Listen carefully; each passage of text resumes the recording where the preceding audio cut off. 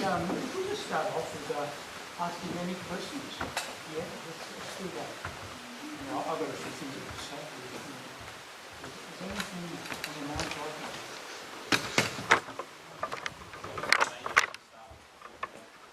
Well, I was 46 back when I had career, and I'd had at that time 20 years karate experience, but there was a few years before that where I hadn't done that much. I was involved in other business, other work, and had a fair bit of success at my other work, but was really keen to think, well, you know, I really should like to change tack. I'm 36, got to make a final decision what I'm going to do for my life career. I thought I'd really love to do karate.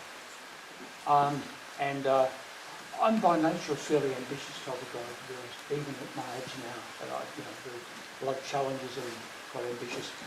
And I've done very well at my other two businesses.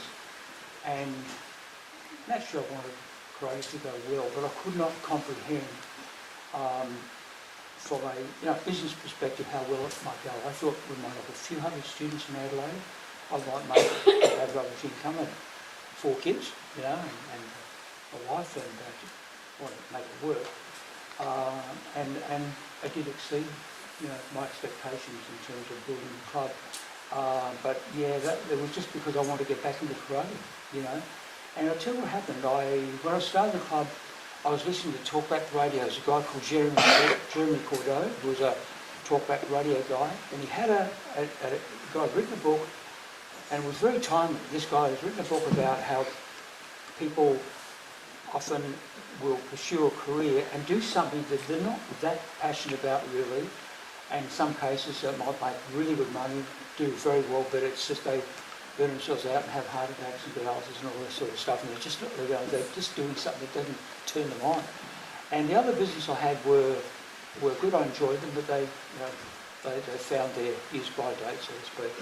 And I thought, you know, yeah, and he said, well, what you should do is look at a career, if you can find your hobby and do it, and disregard the money. If you can make a living, fine, and if it does very well, fine, but don't make that your priority. Make your passion for what you do. So I actually scaled down all of my ambition, if you want to call it that, just to do karate full time. And I did exceed my expectations. Yes, that's how it started. And I feel totally, to be honest with you, as a person, blown away by, you know, I feel very blessed as a person in my life, you know, because many people don't get to do the thing they love to do. For 20, 36 years, I've had a holiday, been travelling around the world, doing karate with friends, you know, and you know, live in a nice house and have hobbies that I otherwise wouldn't have done, you know, flying helicopters and stuff like that, and just, you know, things that we, you know, the success of GKR has given us. So it's been an absolute blessing to. And but the biggest thing about karate, well, I suppose it's about as big as it gets. The other day, I did a class in law system, and a student came up to me, guy probably mid-40s, he said, I was in a super, super dark place. He was teary-eyed. He said, a super dark place, like alluding to the fact he might have been suicidal, and heard about karate, just sort of got into it and changed his whole life, and he says it's been incredible. On the same night, had a guy a kid, I was a kid, sorry, probably 28, 30 years old, and this big van rolled up outside the dojo, and there was a wheelchair, and a driver got out, pulled the wheelchair out, and the guy inside where the green belt got out, and he was fairly disabled, got into the wheelchair, put him in, popped out of the wheelchair, I don't want to mimic it, but he just couldn't move properly. His commentator was just, there was nothing to speak of. His cutter was like that, and he was so, at the end of the class, he said, look, I just love what I'm doing. He said, this has changed my whole life. He said, before I did karate, it just felt different. He said, I am different, aren't I? I said, what do you say? I said, you know, like you just, you know, like I felt, just didn't feel included, and I know I'm different, but he really had his brain, he was aware. And he said, but everyone just really cares for me here. Yeah, everyone is really, you know, this club is fantastic. It just changed my life. I just love it. He said, I thought, wow, that's very much what it's about, you know. And I've had probably 6, 8, 10 people over the years actually literally come up to me and say the words, paraphrasing the words, I was actually suicidal when someone knocked on the door. I was actually planning my own suicide probably within 24 hours. But for whatever reason, I just, talked to this person, joined, over money, went to a class. Now I'm a sensei, now I'm a black belt, got 3 years ago. I'm totally different. I can't believe what happened. Wow, I'm glad I didn't do that, And when you hear those stories, they're amazing. Then there's the kids who get bullied at school. There's the kids who are a little bit overweight. They feel different. They're lousy at school and they feel ostracised. And how doing karate and makes them feel better. And the teachers say stuff like that, encourage it. And the teachers give them a lift and encourage them. And so all of that is, to me, has grown as over the years now. I let that really, touch me, and that means a lot. They're the bigger things actually. It's all good.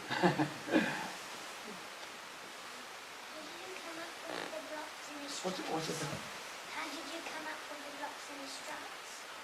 I learnt them when I did karate myself, when I was a student. I learnt them in the club that I was with.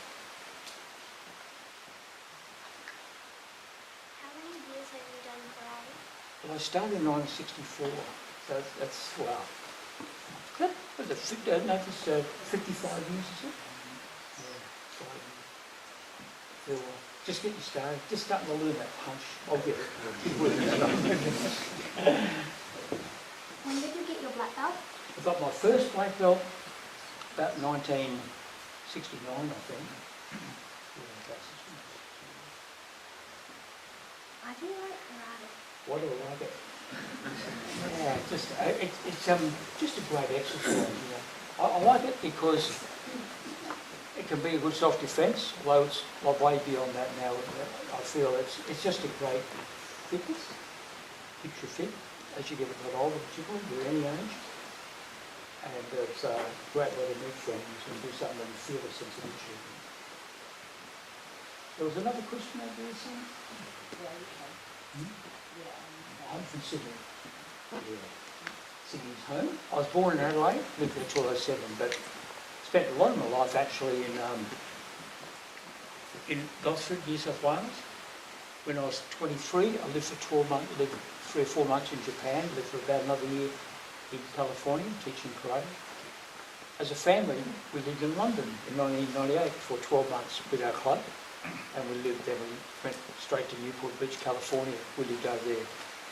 If you ever, as a family, have an opportunity to take your kids and your family and live somewhere else for a while, it's a real experience, different cultures, and they were great times. There's so many different styles of karate. There's so many different styles of karate. Yeah. What makes GKR so different from the others? Oh, it's the best one. No, seriously. There's good karate all over, yeah. We're just another club. Like, I wouldn't say that we're the best. What is best? Just we do our best. We have a good standing. And all the techniques, we have a range of techniques, and we try to... And I think I know I've had enough experience, and all of my top guys in our club, we have enough experience to make sure that the format of training is balanced, if that makes sense, That we don't neglect basics, we don't neglect kata, and hopefully don't neglect sparring and kumite. So I wouldn't say, but I think what I would say that I think is good about our club, and it probably is a contrast with some clubs, we really try and instill a great attitude. And it comes from the instructor down, like the instructor must not be a bully, must not walk around like with a big ego and stuff like that, And if I could just say one thing, this would probably, I don't know about epitomise, but it's sort of, this is a characteristic of what I see a good instructor. The instructor of the club, and Anthony will know what I'm going to talk about when I say to wherever he is. Where's Anthony? Is he around?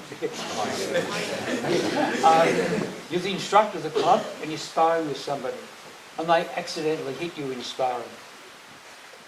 and you're injured, you're knocked out, you're hurt a bit, it was an accident. Some instructors get really embarrassed and they want to get revenge and I'll teach you a lesson, that's not the right thing to do. You just say, look, these things happen, and you don't get revenge. You just continue on. You say, just be careful now, and you educate the person. What if they actually were really careless and a bit smart, and actually would almost like try to hit you? You don't get revenge then either. You say, listen, you've got a bad attitude. That's not right. Why are you doing this? Come on, let's cool down. I want to train you properly. You're here to do this really, for real. So, a good attitude from the instructor down, and a good serious training, a bit of fun in the class, a bit of humour, just a bit of real human understanding. And I think we do have that to a fair degree. And there's a few things in our club that characterise us, in a way that. And I know, we've had, I don't know how many people who've been top instructors with us, drop away and start their own clubs. Some in a dishonourable way, others in an honourable way. But nobody's quite replicated what we've got. And I try to put my finger on it sometimes, I'm not even sure. But whatever it is, I feel very pleased that we're doing something right in GKR as a club, and we're building even bigger and stronger. So